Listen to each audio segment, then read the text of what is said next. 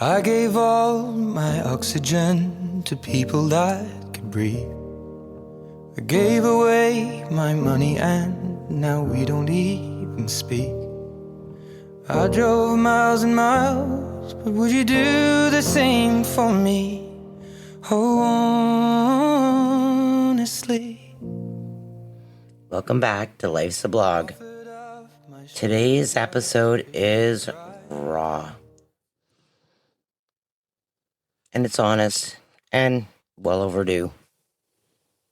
We are talking about self-sabotage and the way it infiltrates your relationships, your work, your decisions, and the story you tell yourself about what you deserve. This episode starts in a therapy room in Stratford, where a single question changed everything for me. This week, I sat across from my therapist, exhausted in a way that felt deeper than just being tired. And she could see it. She could hear it. She could feel the heaviness I've been carrying for far too long. And she didn't ease into it. She didn't soften the message. She went straight to the truth. After I explained all the health conditions that I'm feeling, my urgency, my despair, she asked me, she goes, do you want to die or do you want to thrive? And I was caught back. It hit me so hard, I couldn't even hold back the tears. I started tearing, which I very rarely do. It was the kind of question that doesn't ask for a polite answer. It demands honesty. It demands accountability. It demands that you stop running from yourself. She pushed me to name the why. She kept repeating the same pattern. Why do you overgive? Why do you chase? Why do you put yourself last? Why do you tie your worth to being wanted, accepted, and needed? And the answer came out of me before I could overthink it. I self-sabotage because I'm chasing acceptance. I self-sabotage because being wanted feels like proof that I matter. I self-sabotage by doing for others until I collapse, hoping that someone will choose me in return. I self-sabotage, and I have ever since I was very little. But she didn't flinch. She didn't coddle me. She told me something I had avoided admitting. You are building a life around earning acceptance instead of receiving it. And that is what's draining you. That is what's breaking your spirit. And that is what's compromising your health.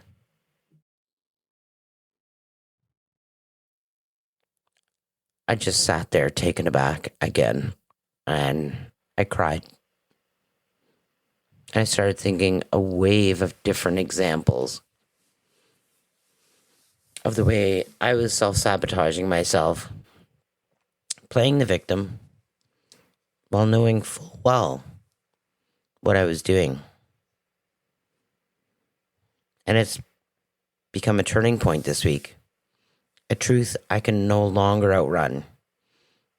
The foundation of the episode you're hearing today, and the reason why I played Ed Sheeran's Save Myself song that we're going to dissect a little later. When I first separated from my ex-husband, there was a lot of back and forth. And I would say, I did this for you. I did this for you. I did this for you. I did this so I could make your dreams come true.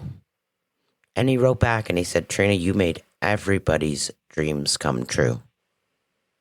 But even in him saying that and recognizing that, I didn't stop. I took that as fuel to keep doing more for everybody else rather than taking the time and going, why do I make everybody's dream come true?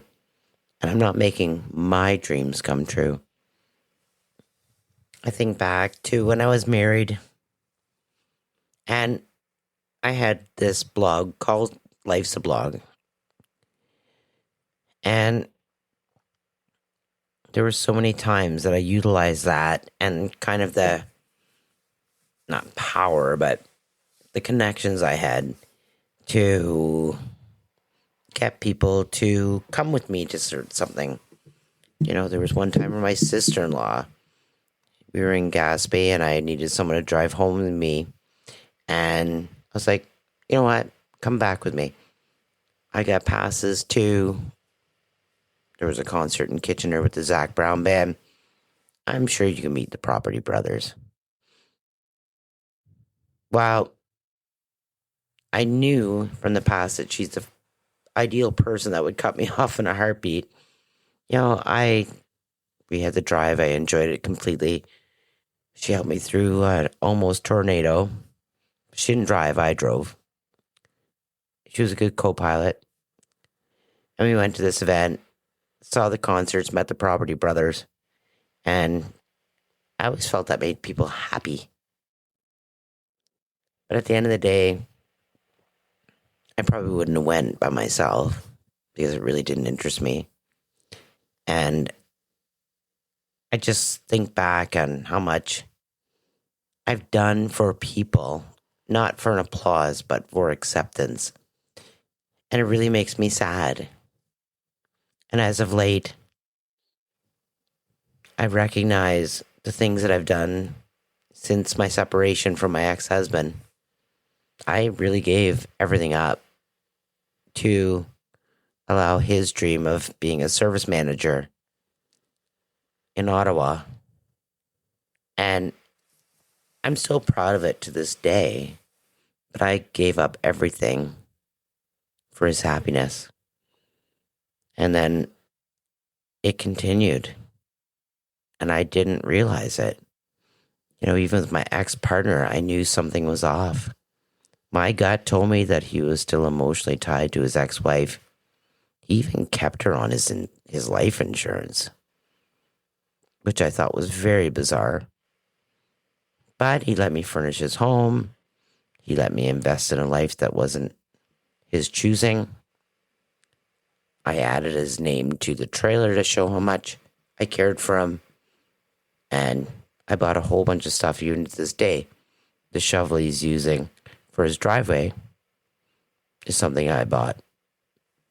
I think I thought buying people or making their dreams come true. Like, he loves Matt Lang in Quebec, and I made so many connections where we were able to go to a concert, and he met Matt Lang, and he interviewed Matt Lang. I kind of made his dreams come true in a small little world. But the deepest truth was this.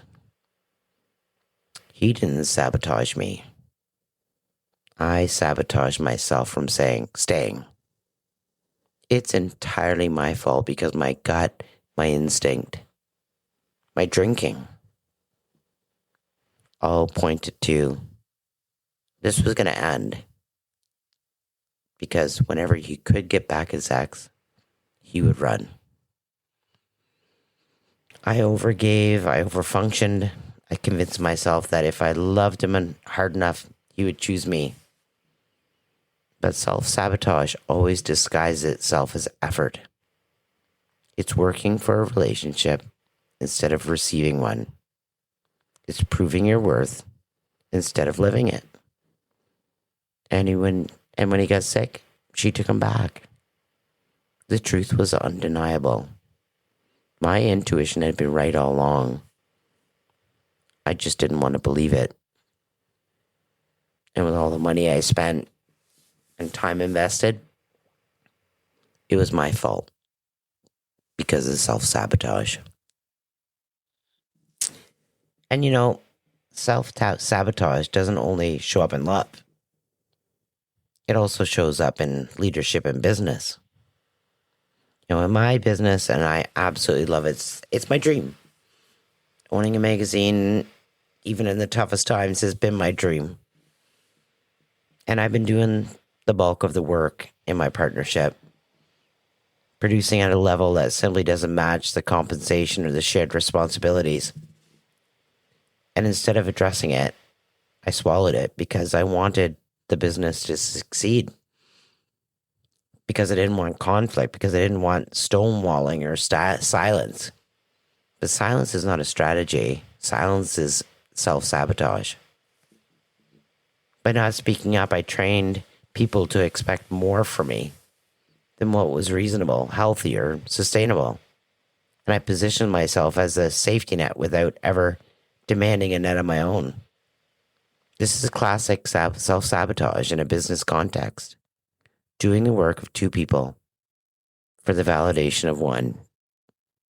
And I've done that so many times. You know, the first magazine I worked for, the guy was a con artist, and I didn't realize it because he stroked me so much. Not sexually, just verbally. And at the end of the day, my intelligence kicked in. I realized he was stealing from people, and people had to know. People needed to know. And I spoke up, and I made the person that saw all these activities speak up. It ended up in a huge legal battle. Not with me, but I ended up in Clayton Ruby's office in Yorkville. The guy was eventually found guilty for fraud over $5,000, which was much more than $5,000, but he played a good game with me. And even though my gut told me that he was kind of a con, I rode the wave because I just wanted to please somebody. So, what exactly is self-sabotage? It's a pattern of behaviors, decisions, or thoughts that undermine your own well-being, goals, or relationships. It often operates quietly in the background, disguised as avoidance or overgiving, perfectionism, staying silent, or prioritizing others at your own expense. At the core, self-sabotage is a conflict between what you consistently want and what you subconsciously believe you deserve. People self-sabotage themselves when they fear rejection, abandonment, failure, success, confrontation, or losing control. It's not intentional harm. It's self-protection that has turned into self-limitation, meaning you can't be all that you can be because you're so busy doing all these other things for acceptance. Dr. Brené Brown, a licensed clinical social worker and researcher on vulnerability and shame, offers a perspective that fits self-sabotage perfectly. Self-sabotage is really about laziness or failure. It's about fear. When we don't believe we are worthy of connection, success, or ease, we protect ourselves by destroying the very things we want. It keeps us from being disappointed, but it also keeps us from being alive. This aligns with what I experienced in therapy. It reframes self-sabotage not as a character flaw, but as a protective mechanism gone wrong. And I can watch Gabor Maté, physician, trauma specialist, and author, on TikTok all day long. And here's a quote from him: "Self-sabotage is not a failure of willpower. It's a response to unresolved pain. When someone repeatedly undermines their own happiness because a wonderful part of them believes they are not worthy of more. And healing begins when we stop judging the behavior and start understanding the injury beneath it, which often comes from childhood. And it certainly does for me, because all that silent treatment that I hate and so many other things that I've tried to appease in my childhood for others is certainly the root cause of why I'm doing what I'm doing today. And I'm not living my best life because of it. So with these quotes, I want to give you a moment to turn inward, because self-sabotage isn't something you hear about and instantly fix. It's something you gently start to recognize in yourself. And that recognition is where healing begins. So wherever you are, in your car, in your kitchen, walking the dog, curled up on the couch, just take a breath. A real one. A breath that makes room for the truth we often avoid. I want you to ask yourself a few questions and take your time with them. Where in my life am I giving more than I receive? Think of your relationships, your job, friendships, the situation where the scales have been unbalanced for far too long.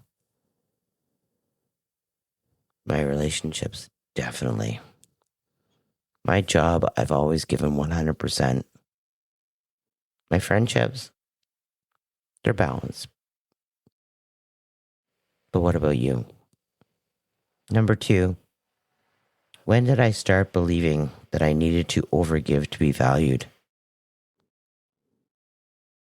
Most of these beliefs didn't start in adulthood. They were learned in childhood, reinforced in past relationships, and shaped by old wounds. I think I started off in childhood. I just felt unheard and I needed to overgive to feel that feeling of being wanted. Number 3, what am I afraid of? What will happen if I stop over functioning? Will someone leave? Will someone be disappointed? Will the peace be disrupted? Will I finally have to face myself? Well, I would say in the last 5 years, especially the last year, yes, people will leave.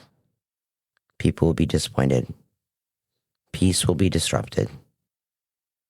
And I've had to face myself. It's amazing how fear of facing what you need to face in order to live your best life, you may lose people. But in the end, I'm hoping at least that I'm going to thrive and meet people that are far more healthier than the experiences and the people that I've met in the last little bit. I don't call it burning bridges anymore.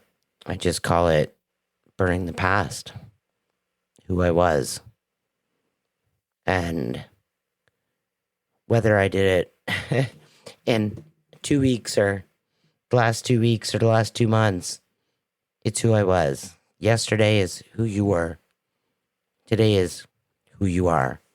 And the steps you take, and as scary as they are, to stop self-sabotaging yourself is so important.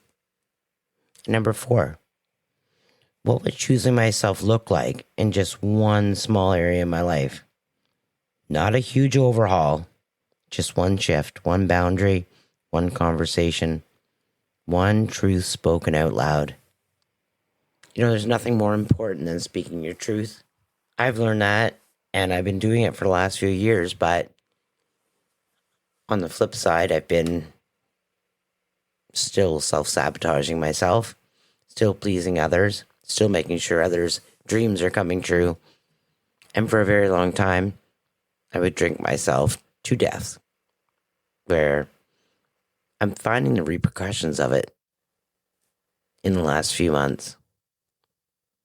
Because I drink less, I'm focusing more on myself, and I'm diving internally into all these wounds.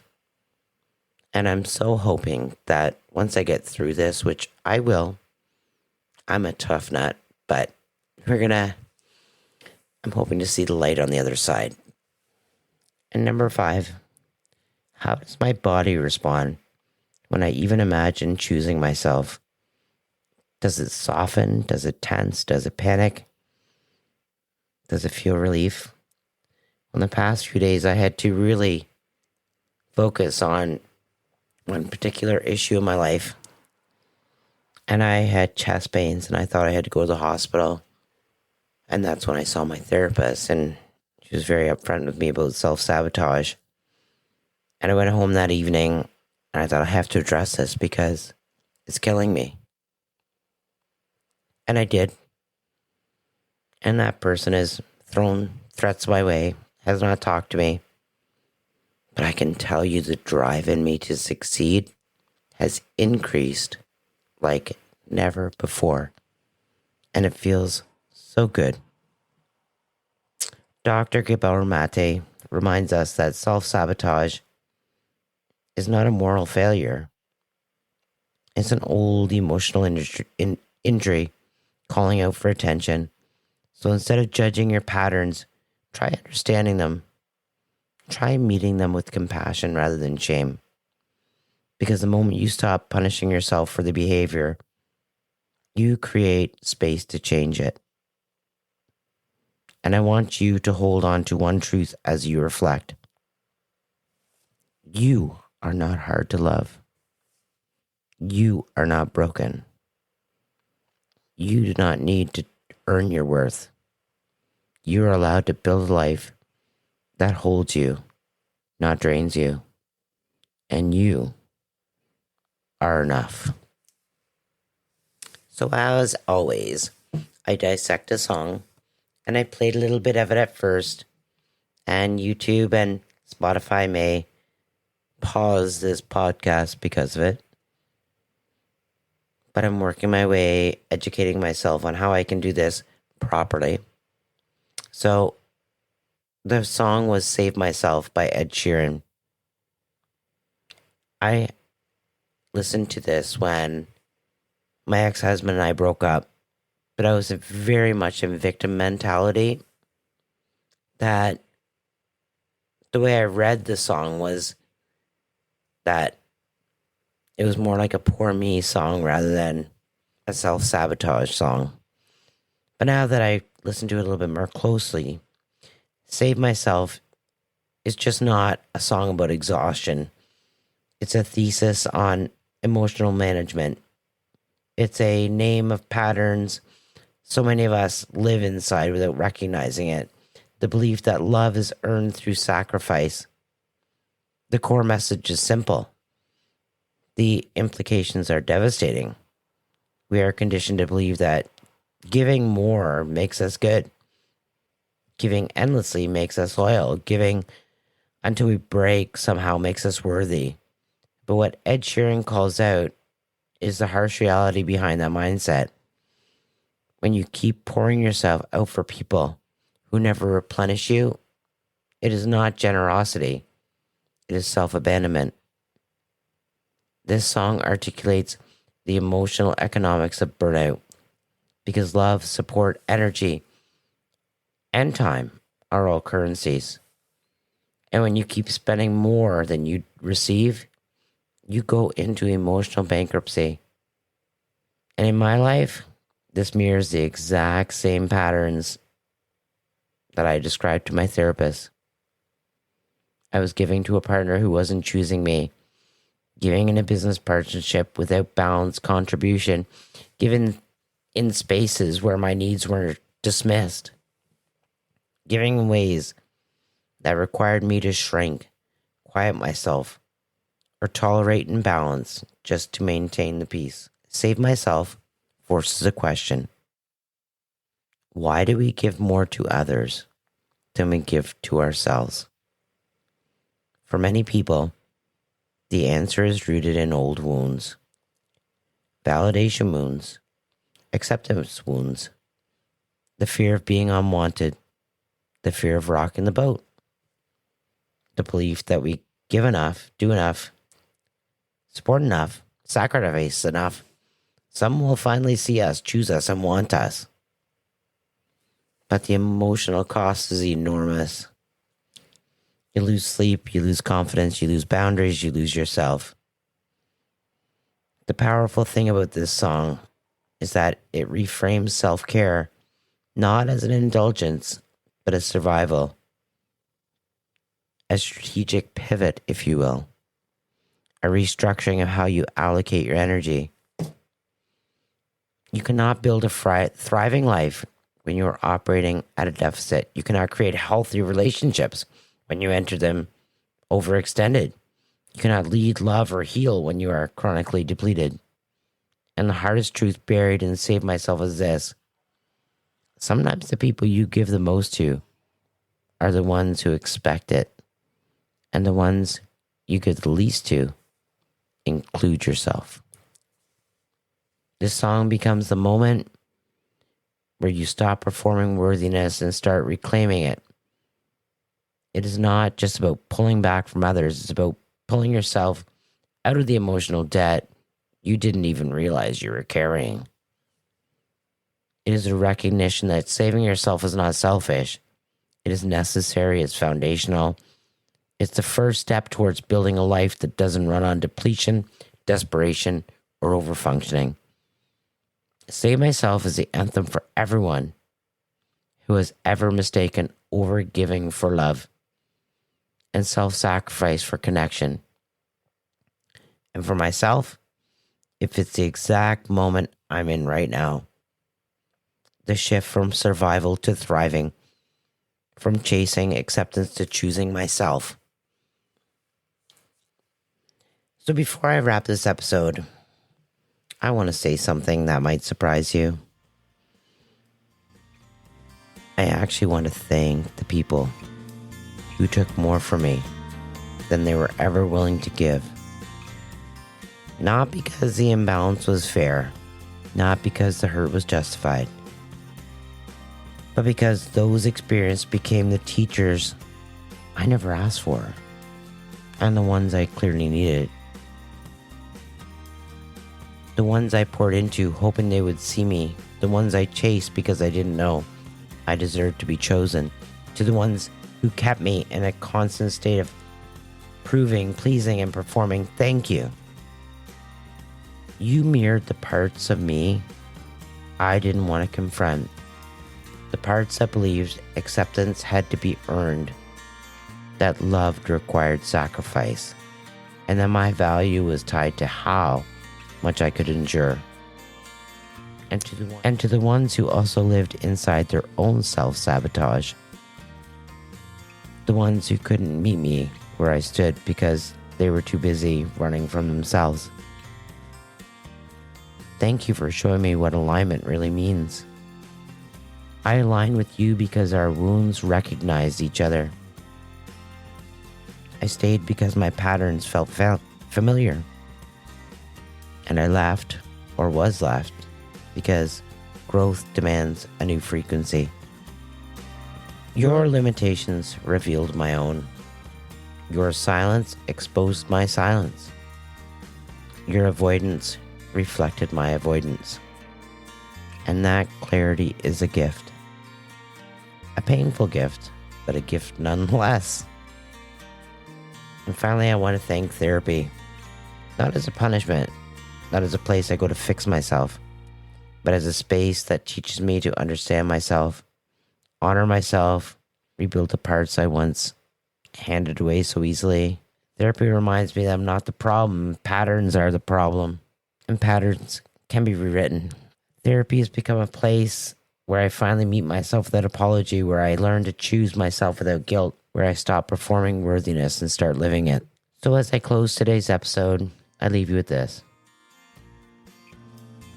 Be grateful for the people who revealed your wounds. Not because they deserved your devotion, but because they helped illuminate the work that was waiting inside of you. Be grateful for the version of you who kept trying, even when you were exhausted. Be grateful for the chance to rise into a life that no longer asks you to shrink. And to my listeners, thank you for listening today. Thank you for growing with me. Thank you for being part of this journey towards a life that finally feels like it belongs to me. And as always, you can follow me on lifesablog.ca, on Facebook and Instagram, and you can also follow my little antics on TikTok, lifesablog.ca, where I have no idea what I'm doing, but I'm growing and learning and thriving. I'll see you next week.